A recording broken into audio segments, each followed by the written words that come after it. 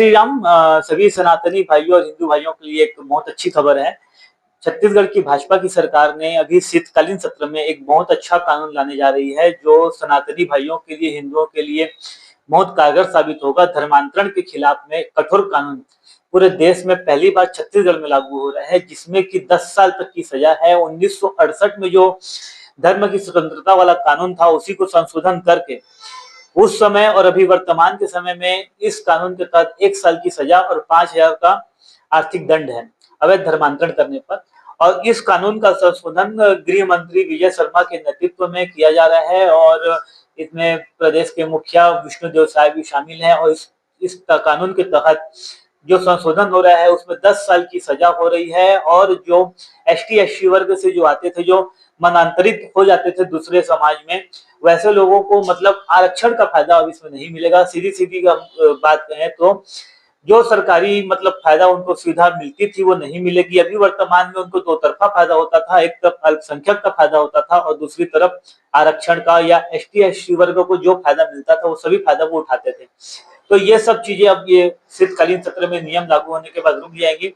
तो इस संबंध में आइए हम विश्व हिंदू परिषद के अध्यक्ष बजरंग अग्रवाल जी से जानेंगे कि ये नियम लागू होने के बाद हिंदू समाज को क्या फायदा होगा।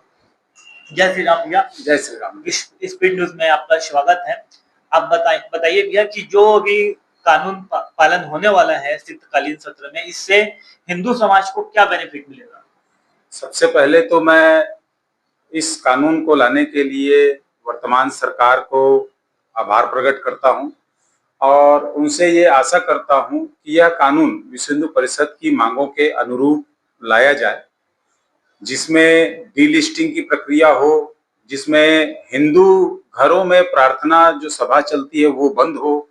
ऐसे लोग जो चर्च जाते हैं और वहां पर जाकर प्रार्थना में शामिल होते हैं, ऐसे लोगों की पहचान की जाए, उनकी सूची की जाए और उनको डीलिस्टिंग किया जाए, ताकि वो एसटी एससी वर्ग और अन्य जो लाभ सरकार द्वारा ऐसे लोगों को जो दिया जाता है उसका लाभ न उठा सकें और उसका लाभ उचित एवं योग्य समाज और जाति वर्ग को मिले।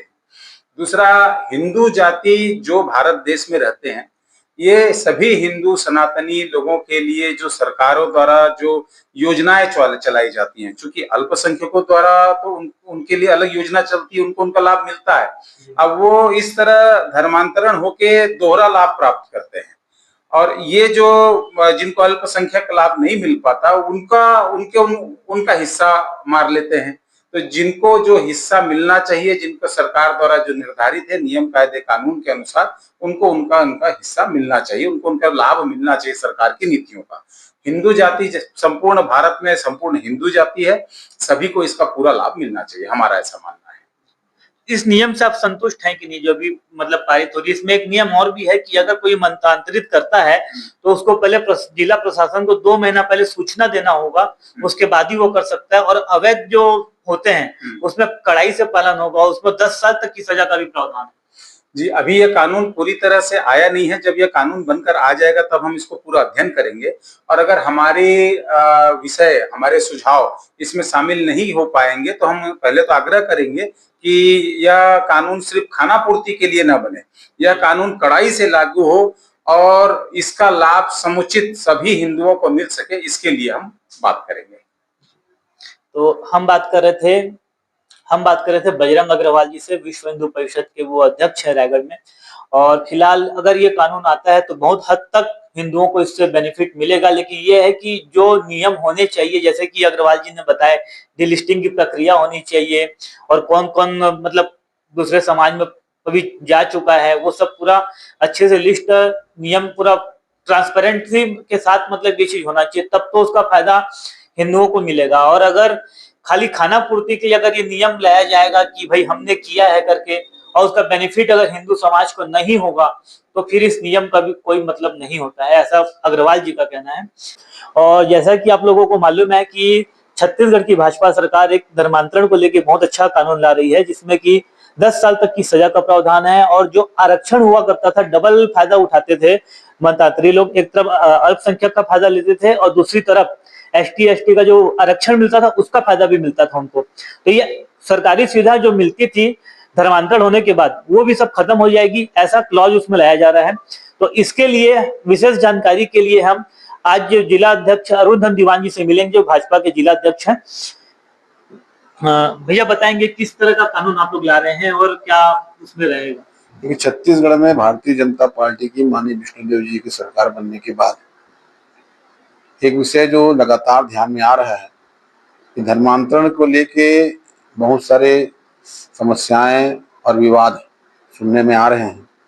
बहुत सारे संगठन ऐसे हैं जो सेवा की आड़ में इस प्रदेश में धर्मांतरण का काम करना चाहते हैं, जबकि सेवा जो साधन है वो सेवा का ही होना चाहिए। आदमी यदि कोई सेवा करना चाहे तो निस्वार्थ रूप से करे, धर्मांतरण की आड़ में कर रहा है। ये जो बहुत सारे जो विषय आ रहे हैं उसके आधार पर हमारी सरकार ने, हमारे मुख्यमंत्री विष्णुदेव साय जी ने, हमारे गृह मंत्री विजय शर्मा जी ने और हमारे अन्य मंत्रिमंडल के जो सदस्य हैं उन्होंने तय किया है कि धर्मांतरण के खिलाफ एक कानून की आवश्यकता, कड़े कानून की आवश्यकता। कानून तो छत्तीसगढ़ में है पर एक कड़े कानून की आवश्यकता हमारे प्रदेश को है और इसके लिए लगातार प्रयास किए जा रहे हैं। हमारे प्रदेश के गृह मंत्री जी ने जो अन्य 9 प्रदेशों में जो धर्मांतरण के खिलाफ कानून है उन कानूनों का बराबर अध्ययन कर रहा है और इस शीतकालीन सत्र में एक बड़ा विधेयक इस विषय को लेकर लाने की सरकार की तैयारी है, जिसमें धर्मांतरण पे जेल भेजने का प्रावधान, धर्मांतरण पर कानून है पर अभी जेल का प्रावधान नहीं, पर उस पर जेल भेजने का प्रावधान हमारी सरकार ला रही है। और निश्चित रूप से ये जो समस्या है धर्मांतरण और मतांतरण की जो समस्या है उस विषय पर हमारी सरकार गंभीर रूप से काम करेगी। और उसमें कुछ क्या विशेष हो सकता है भैया, कुछ बताइए उसमें। जैसे कि 10 साल की सजा का प्रावधान भी है और जो आरक्षण का डबल फायदा उठाते थे, एक तरफ अल्पसंख्यक का फायदा उठाते थे और दूसरी तरफ एसटी का जो आरक्षण उनको मिलता था उसका भी फायदा उठाते थे। तो क्या सरकारी सुविधाएं भी जो मिलती थी धर्मांतरण होने के बाद, क्या वो भी बंद हो जाएंगी? देखिए बहुत सारे विषय हैं जो विषय आपने हमको बताए हैं वो सरकार के ध्यान पे हैं और इसीलिए हमारे अन्य स्टेटों में क्या व्यवस्थाएं हैं, किस प्रकार से इस पर काम हो रहा है अन्य 9 स्टेटों में जो यहाँ पर धर्मांतरण के खिलाफ लागू है कानून, इसके लिए हमारे विजय शर्मा जी ने 52 बैठकें भी की हैं और इसका जब ड्राफ्ट आएगा तो बहुत सारी चीजें आपको क्लियर हो जाएंगी। सरकार की मंशा ये है कि धर्मांतरण जो लोभ के कारण धर्मांतरण हो रहा है उस पर रोक लगाई जाए और उस पर कड़े कानून बनाए जाए ताकि इस प्रकार के काम ना हो। वो प्रावधान जो मीडिया के माध्यम से पता चल रहा है कि 10 साल का भी हो सकता है, लेकिन जब तक फाइनल ड्राफ्ट नहीं आएगा इस विषय पर नहीं है, पर बहुत अच्छा कड़ा कानून हमारी सरकार लाएगी। मैं यहाँ मंडल अध्यक्ष संजय अग्रवाल जी भी हैं, मैं उनसे भी कुछ जानना चाहता हूँ, बताएंगे वो। कि भैया आप बताइए कि जो ये कानून ला रही है क्या इससे हिंदू समाज को, सनातनियों को इससे फायदा मिलेगा? जो भोले वाले आदिवासियों को अपने जाल में फंसा के धर्म परिवर्तन कराया जाता है उसमें बैन होगा और इससे हिंदू समाज की रक्षा में अधिक, मतलब सनातनियों को फायदा मिलेगा इससे, आपका कहना है? संतानियों को फायदा तो मिलेगा ही और इसके साथ जो इन लोग देश में एक बहुत बड़ा धर्मांतरण के माध्यम से विद्रोह पैदा कर रहे हैं उसमें भी लगाम लगेगी। तो जैसे कि मैं आप लोगों से मिलवाया भी भाजपा अध्यक्ष जो अरुण दीवान जी हैं और मंडल अध्यक्ष संजय अग्रवाल जी, इनका कहना है कि बहुत कठोर कानून लाने वाला है। अब देखना यह है कि शीतकालीन सत्र में कब तक ये कानून लागू होता है और क्या क्या क्लॉज इसमें रहेंगे। तो अधिक जानकारी के लिए आप बने रहिए स्पीड न्यूज रायगढ़ से। धन्यवाद।